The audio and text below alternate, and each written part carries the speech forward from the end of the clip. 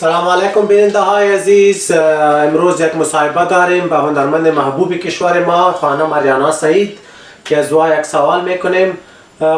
خانم آریانا، شما ایره بر ما بگوین که چرا نامزادتان را اعلام کردین؟ در خونشان هست.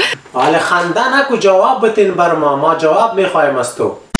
برزی که من نامزاد خود با یک دلیل بسیار جالب مهم ازش جدا شدم که من وقتی که نامزاد خودم با آواز میخواندم، نامزاد مگرچه خودش کنم مشکل نداشت، برای اینکه وقتی که ما نامزاد شده بودیم من در حال حاضر آواز میخواندم، هنرمند بودم، ولی از طرف فامیل بسیار زیاد بالایش فشار بود که اونا رو میگفتن که نامزاد باید آواز خواندن اعلام کنه و در خانه بشینه.